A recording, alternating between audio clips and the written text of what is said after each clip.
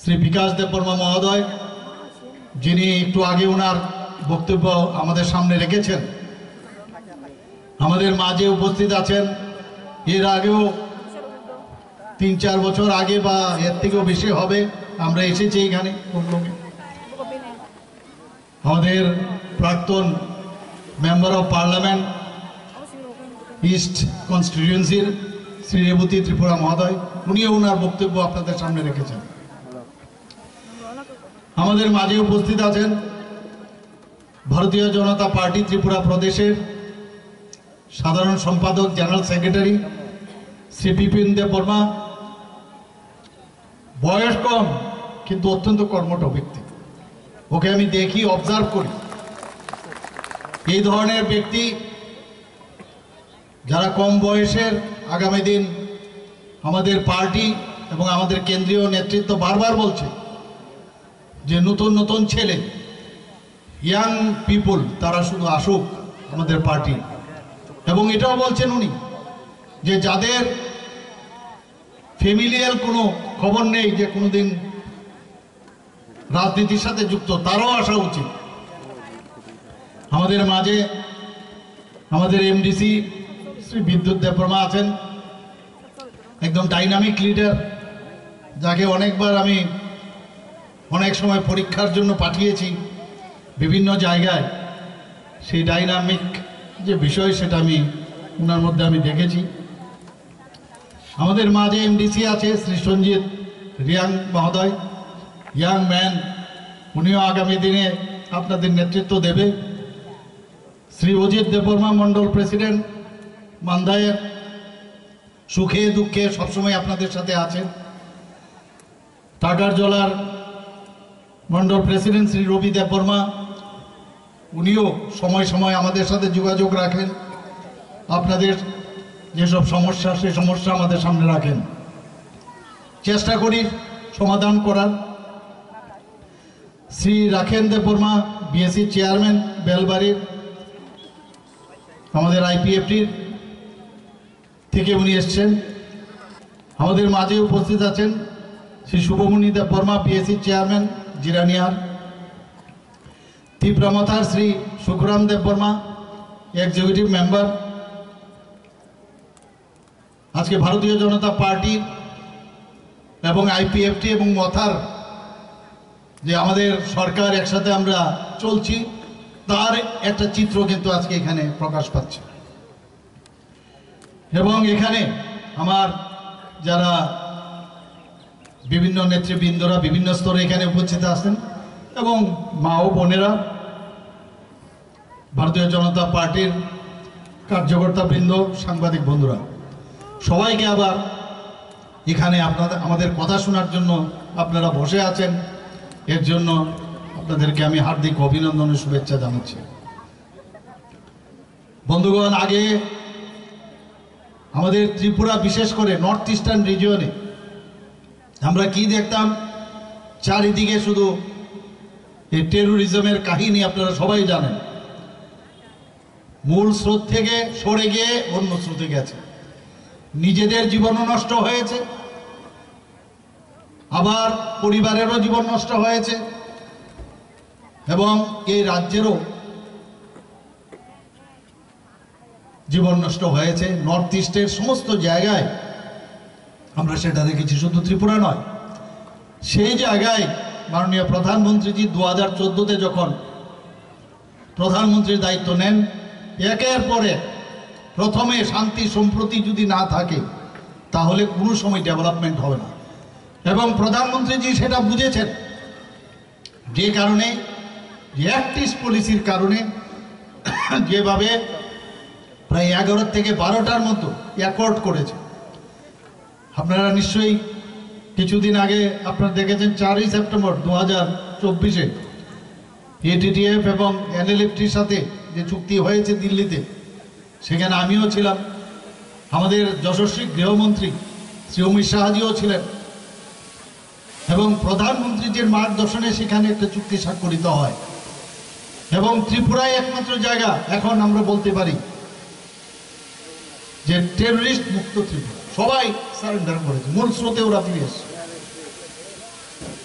এবং আজকে ত্রিপুরায় মাননীয় প্রধানমন্ত্রীজি আমাদের হীরা মডেল দিয়েছে, national highway, H4 national highway.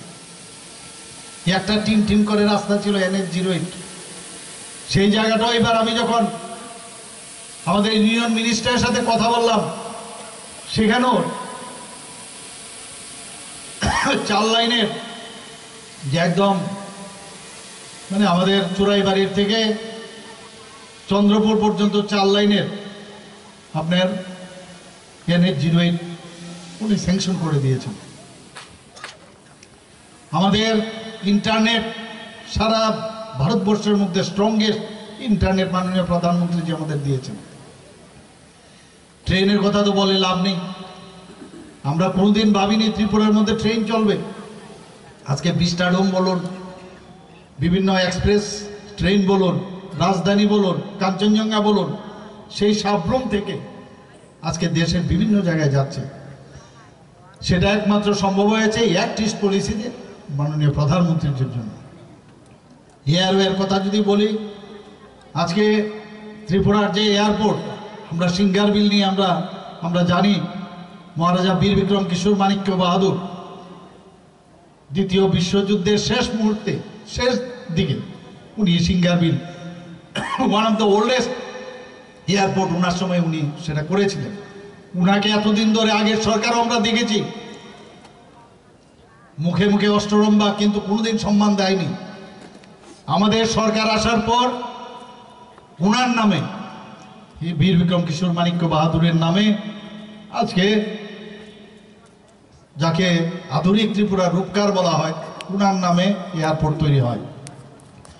শুধু তাই নয়, 19শে আগস্ট, বহুবার তো এরকম 19শে আগস্ট হয়েছে, ওনার জন্মদিনে ত্রিপুরা সরকার আমরা আসার পর ছুটি ঘোষণা করেছি। একটু আগে আমাদের জেনারেল সেক্রেটারি বলছিলেন, ঠিক আমার বাড়ির সামনে আমরা ছোটবেলায় দেখতাম যে 0 পয়েন্টের মাইল ফলক, যেটা মাইল ছিল, মাইল দিয়ে হতো, কিলোমিটার ছিল না, এবং একটা আইল্যান্ড ছিল, নাম গোত্রহীন একটা আইল্যান্ড, সেটা আস্তে আস্তে করে নিচের দিকে চলে গেছিল। সুযোগ যখন এসছে সেই মাইল ফলক আমি তুলালাম এখানে, এবং আমরা দেখতাম মহারাজার যে কীর্তি, যেভাবে আগরতলাকে সাজিয়েছিলেন, উনার যে মূর্তি সেখানে আমরা প্রতিষ্ঠিত করেছি, এবং এই 0 ফলককে আবার ওখানে উঠিয়ে সেটাকে আমরা প্রতিষ্ঠিত করেছি। এটাই বলছে যে এক ত্রিপুরা শ্রেষ্ঠ ত্রিপুরা, সবকা সাথ সবকা বিকাশের যে কথাবার্তা আমরা বলি, তার একটা পরিচয় আপনাদের দিলাম। বন্ধুগণ, TTADCর নামকরণ ত্রিপুরা টেরিটোরিয়াল কাউন্সিল করার জন্য আমরা রাজ্য মন্ত্রিসভায় সিদ্ধান্ত নিয়ে আমরা দিল্লিতে পাঠিয়েছি। এই বিষয়ে আমাদের প্রাক্তন MP মহোদয় বলেছেন, শুধু তাই নয়, আমাদের 19টি জাতি গোষ্ঠী আছে আমাদের ট্রাইবেল জনজাতি এলাকায়, কিন্তু তারও বাইরে আছে। সবার যেন তাদের রিপ্রেজেন্টেশন হয়, তার জন্য যে ADCর মধ্যে 28টা যে আসন সংখ্যা, সেটাকে বাড়ানোর জন্য আমরা 50টা মন্ত্রিসভায় সিদ্ধান্ত নিয়ে তার জন্য আমরা দিল্লিতে পাঠিয়েছি। বন্ধুগণ, 12টি ব্লককে আমাদের জনজাতি অধ্যুষিত এলাকা, সেটাকে অ্যাসপিরেশনাল ব্লক হিসাবে আমরা ঘোষণা করেছি। এবং অ্যাসপিরেশনাল ব্লক ঘোষণা মানে এক একটা ডিস্ট্রিক্টের মধ্যে যে আমাদের বাজেটের টাকা যায়, তার থেকে কমসে কম 8 থেকে 10% বিভিন্ন ডেভেলপমেন্টের জন্য সেখানে খরচ করা হয়। 23 বছরের সমস্যা আমরা দেখেছি ব্রুরিয়াং শরণার্থীদের, খালি ক্রোকোডাইল টিয়ার্সে আমরা দেখেছি। বন্ধুগণ, আমার মনে আছে আমাদের যশস্বী গৃহমন্ত্রী অমিত শাহজির সাথে আমি কথা বলছিলাম, উনি বলছিলেন, আরে এ লোক তো আমারাই আদমি है ভাই। এই যে ফিলিংস, আমি ব্যক্তিগতভাবে আজকে বলছি যে ये लोग हमारा ही आदमी है, उनके लिए कुछ करना चाहिए। এই যে ফিলিং, 23 বছরের সমস্যা, 2020 সালের 16ই জানুয়ারি ভারত সরকার, ত্রিপুরা সরকার, মিজোরাম সরকার এবং ব্রু সম্প্রদায়ের মধ্যে যে চুক্তি, একটা ঐতিহাসিক চুক্তি স্বাক্ষরিত হয়, তার জন্য আজকে বিভিন্ন জায়গায় ওনাদেরকে সেটেলমেন্ট করা হচ্ছে। 500 কোটি টাকার উপরে তাদের জন্য রাখা হয়েছে।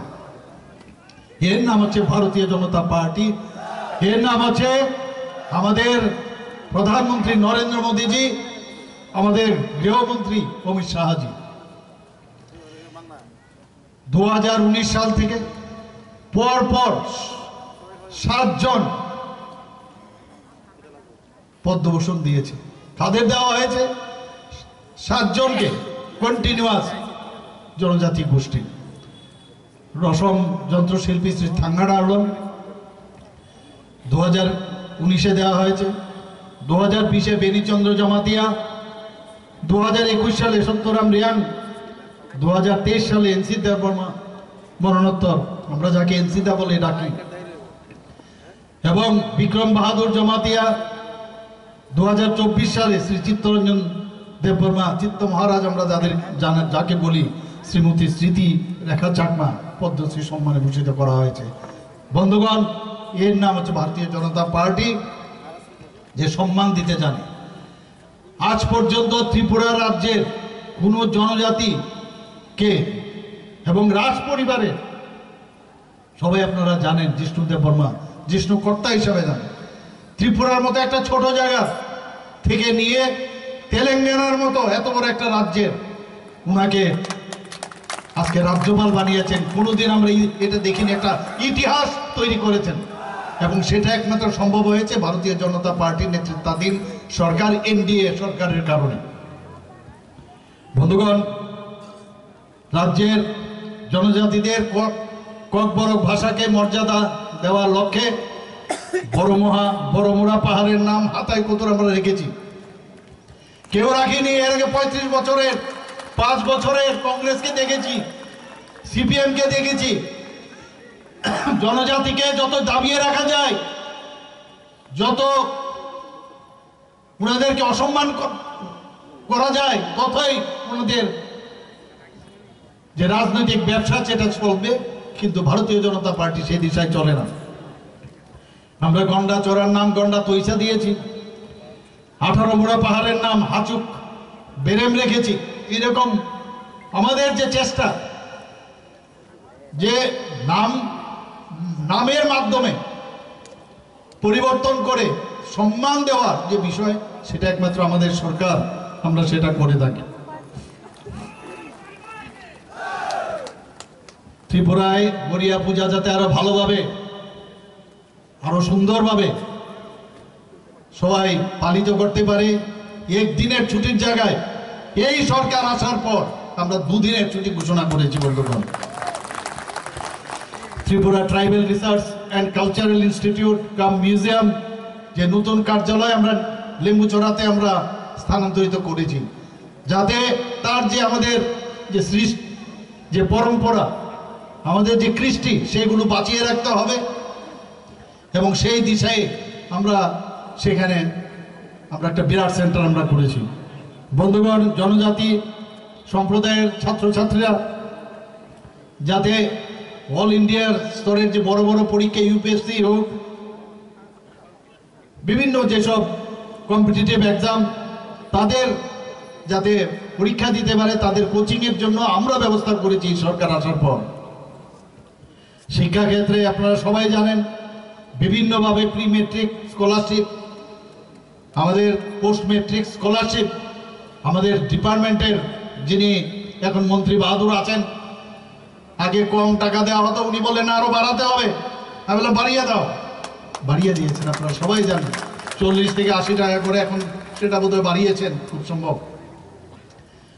তো এই যে এটিটিউড কথা বলে যে কে কার জন্য, একটু আগে রেবতীবাবু বলেছেন আমরা একসাথে, हम एक साथ रहेंगे तो सेफ रहेंगे, हम लोग एक साथ रहेंगे सेफ रहेंगे, एक साथ रहेंगे।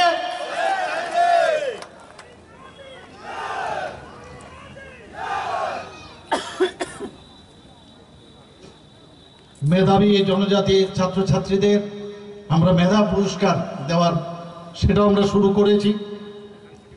2023-24 অর্থ বছরে 5,000-এর উপর আমরা এই ছাত্রছাত্রীদের বৃত্তি আমরা দিয়েছি।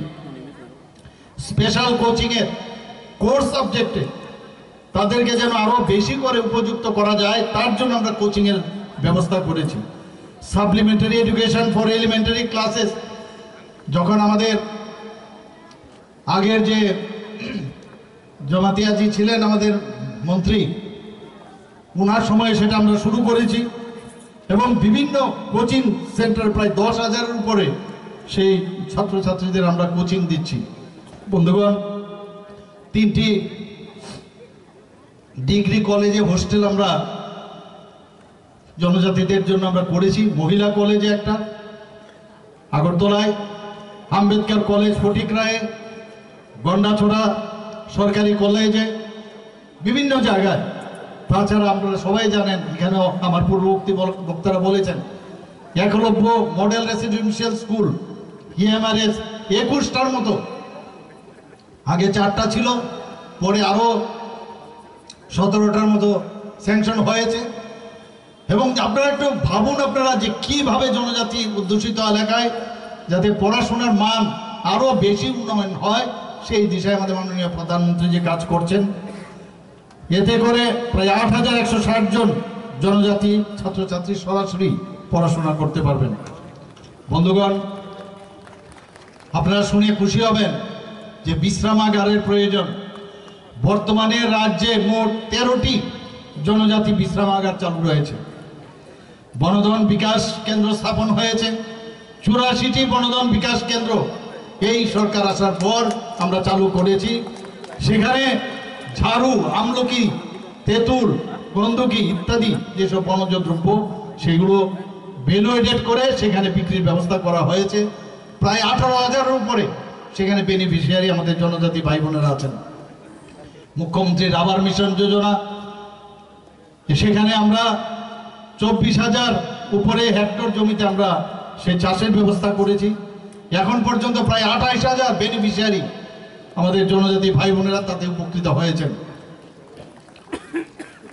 স্বনির্ভর করার জন্য আমাদের যারা জনজাতি ভাই বোনেরা আছেন প্রায় 1,000-এর উপরে, প্রায় 1,500-এর মতো ক্ষুদ্র ব্যবসা যাতে করতে পারে তার জন্য সেই ঋণ পর্যন্ত দেওয়া হয়েছে। আপনারা শুনে খুশি হবেন যে ভারত সরকার এর মধ্যে জনজাতিদের উন্নয়নের জন্য প্রায় 100 কোটি টাকা দিয়েছে।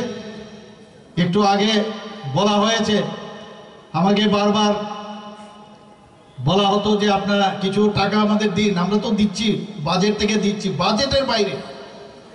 এবার যখন আমাকে বারবার বলছে বিভিন্ন স্কিমের 30 কোটি টাকা, এক কথায় আমি রাজি হয়ে গেছি, আমরা দিয়ে দিই। এর আগেও 30 কোটি টাকা আমরা দিয়েছি। আমাদের সরকার আসার পরে হসপিটাল খোলার জন্য। বন্ধুগণ, এক্সটার্নাল এইডের প্রজেক্ট যে ফান্ডের ওয়ার্ল্ড ব্যাংকের একটা বিরাট প্রকল্প আমরা নিয়েছি, প্রায় 1400 কোটি টাকা।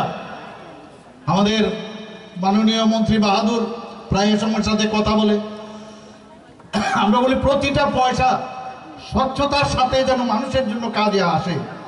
রাস্তাঘাট, তাদের জীবন প্রণালী, বিভিন্ন ক্ষেত্রে তাদেরকে সাহায্য করা, যে এক্সটার্নাল এইডের প্রজেক্ট। এবং আমি দিল্লিতে যখন আমাদের মাননীয় ইউনিয়ন অর্থমন্ত্রীর সাথে আমি কথা বলেছি, উনি বললেন যে এত অল্প সময়ের মধ্যে ওয়ার্ল্ড ব্যাংক থেকে এত টাকা পাওয়া মুশকিল, কিন্তু উনি উনার চেষ্টায়, উনাকে আমি ধন্যবাদ দেব যে উনি কম সময়ের মধ্যে 1400 কোটি টাকা উনি বরাদ্দ করেছেন।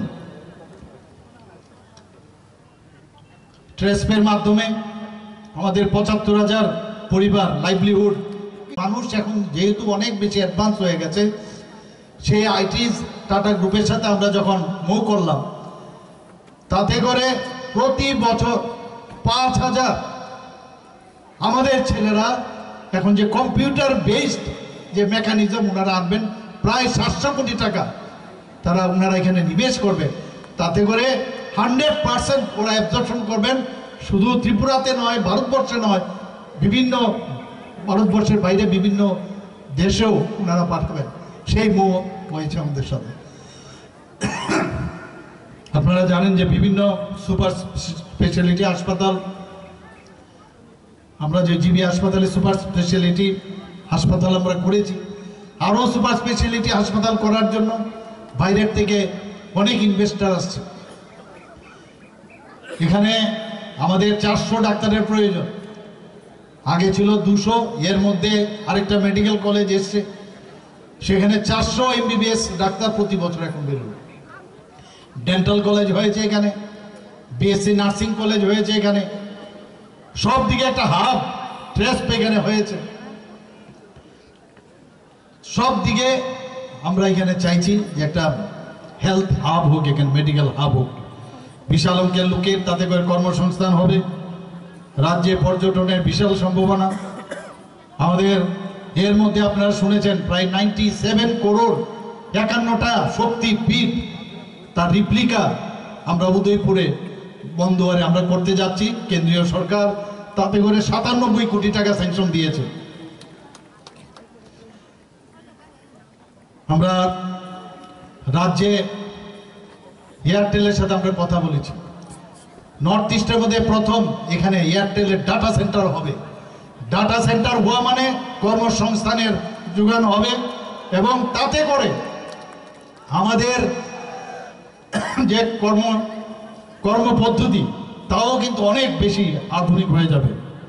বন্ধুগণ, এর মধ্যে আমি ইনফোসিসের চেয়ারম্যানকে আমি চিঠি দিয়েছি, যাতে করে রাজ্যের যে উন্নয়ন জোয়ার বইছে তাতে ওনারও এসে আমাদের সাথে যোগ দেয়। আমাদের মূল মন্ত্র হচ্ছে বৈচিত্র্যের মধ্যে ঐক্য, ইউনিটি ইন ডাইভার্সিটি। বন্ধুগণ, আমার কথা বলে আমার যে সেন্টেন্স সেটা ধরেই বলেছেন যে আমি বলেছিলাম একবার যে ত্রিপুরা কখনই উন্নয়ন হবে না যতক্ষণ ধরে আমাদের জনজাতি ভাই বোনদের উন্নয়ন না হবে। সেটা একটু আগে বলেছে, আমরা সবাই এক, এটা আগে বুঝতে হবে। জাতি জনজাতি আমাদের মধ্যে কোনো অবস্থায় কোনো বিভেদ থাকা উচিত নয়, এটাকে বলে আমরা সবাই ঐক্যতার প্রতীক। আমরা সবাই একসাথে আমরা থাকবো। আগামী দিন এই ত্রিপুরাতে যে শান্তি বিরাজ করছে, 28টা রাজ্যের মধ্যে নিচের দিক থেকে এখন 3য় স্থানে আছে। এটা আমার রিপোর্ট নয়, দিল্লির রিপোর্ট। শান্তি সম্প্রতির দিকে ত্রিপুরা এখন 3rd পজিশনে আছে নিচের দিক থেকে।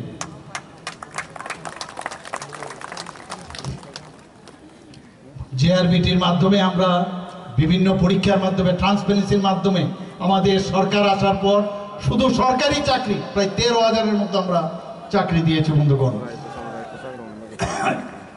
এর মধ্যে একটা CM7 প্রকল্প আমরা চালু করেছি, সেটাও যারা মাধ্যমিক উচ্চ মাধ্যমিক পরীক্ষা উত্তীর্ণ যারা 200 জন মেধাবী ছাত্রছাত্রীকে 5,000 টাকা করে, এবং যারা মাধ্যমিক তাদের জন্য 2 বছরের জন্য আমরা 5,000 টাকা করে দিচ্ছি, আর 3 বছরের জন্য মাধ্যমিক, আর উচ্চ মাধ্যমিকে 2 বছরের জন্য। বন্ধুগণ, TPSC-র মাধ্যমে 30 জন আমরা TCS অফিসার নিয়েছি, 10 জন TPS অফিসার নিয়েছি, এবং প্রতি বছর এটা যাতে থাকে সেই ব্যবস্থা আমরা করছি। মুখ্যমন্ত্রী জন আরোগ্য যোজনার কথা যদি আমরা বলি, এখানে যারা আছেন আজকে কিন্তু ভারতবর্ষের মধ্যে ত্রিপুরা একটা জায়গা যেখানে প্রধানমন্ত্রী জন আরোগ্য যোজনার পরে মুখ্যমন্ত্রী জন আরোগ্য যোজনার মাধ্যমে আমরা সবাই আজকে এই যে যোজনা আমরা করেছি তাতে করে স্বাস্থ্যের বেলায় প্রায় 5 লক্ষ টাকা করে প্রতি বছরে প্রতিটা ফ্যামিলি পাবো আমরা, সেই ব্যবস্থা আমরা করেছি। বন্ধুগণ, আমরা এর মধ্যে সিদ্ধান্ত নিয়েছি, বিধানসভায় আমি বলেছি যে 100 জন মেধাবী কন্যা সন্তানকে, আমরা তো 9ম শ্রেণীর যারা আছে তাদেরকে আমরা তো সাইকেল দিচ্ছি, কিন্তু 100 জন মেধাবী কন্যা সন্তানকে স্কুটি দেওয়া শুরু হয়ে যাবে। বন্ধুগণ, PM জনমন প্রকল্পে রাজ্যের 4 জেলার 6টি ব্লকে 10টি জনজাতি ছাত্রাবাসের ভিত্তিপ্রস্তর স্থাপন করা হয়েছে। বন্ধুগণ, এর মধ্যে 4টি রয়েছে ছাত্রীদের জন্য, 6টি ছাত্রদের জন্য। কিছুদিনের মধ্যেই স্পেশাল এক্সিকিউটিভের প্রায় 6000 স্পেশাল এক্সিকিউটিভের যারা যুবক যুবতীরা আছেন তারা সেই চাকরি পাবেন। আপনারা নিশ্চয়ই লক্ষ্য করেছেন যে রাজ্য সরকার সম্প্রতি যে ডিএ 5% আমরা দিয়েছি, 3% আমার যখন আমাদের সরকার আসে পরবর্তী সময়ে 29 মাসে আমি যখন মুখ্যমন্ত্রী হই 27% আমরা ডিএ দিয়েছি। এর আগে 3% অর্থাৎ 30% আমরা ডিএ সরকারি কর্মচারীদের বন্ধুগণ দিয়েছি। আমরা সবসময় চাই যে ত্রিপুরাতে শান্তি আসুক। আমরা নেশামুক্ত ত্রিপুরার দিকেও আমরা লক্ষ্য এখানে অ্যাড্রেস করেছি। এখানে যারা আছেন আপনাদের কাছে একটাই আমার অনুরোধ থাকবে যে নেশামুক্ত ত্রিপুরা সেটা পুলিশ দিয়ে আরক্ষা দপ্তর দিয়ে কোনোদিন সেটাকে নির্মূল করা যাবে না যতক্ষণ ধরে আপনারা আমাদের সাহায্য না করবেন। বন্ধুগণ, প্রায় 200 কোটি টাকা খরচা করে বিশ্রামগঞ্জে অলরেডি আপনার স্যাংশনও হয়েছে, সেটা শুরু হতে যাচ্ছে, টেন্ডারও হয়ে গেছে, ডি-অ্যাডিকশন সেন্টার হবে। প্রতিটা জেলাতে আমরা ঠিক করেছি যে একটা করে ডি-অ্যাডিকশন সেন্টার হবে। বন্ধুগণ, আপনারা এর মধ্যে দেখেছেন যে ভারতীয় জনতা পার্টির বা এনডিএ সরকারের রেজাল্ট, ইলেকশনের রেজাল্ট আপনারা দেখেছেন। প্রধানমন্ত্রীজির উপর মানুষের বিশ্বাস আছে বলেই সেটা সম্ভব হয়েছে এবং সেই বিশ্বাস আজকে ত্রিপুরাতেও আমরা দেখতে পাচ্ছি। এখানে সিপিএম এর দুর্দশা, এই যে কিছুদিন আগে যে ইলেকশন হলো 4 রাজ্যে না বললেই ভালো, নোটার সাথে ওরা হাড্ডাহাড্ডি লড়াই করছে, এমন একটা অবস্থা হয়েছে। এখন মাঝে মাঝে উকি ঝুঁকি দিচ্ছে কংগ্রেস সিপিএম একসাথে হয়েছে। বন্ধুগণ, ওরা সারা জীবন মানুষকে ঠকিয়েছে, এদের কথাই আপনারা বিশ্বাস করবেন না।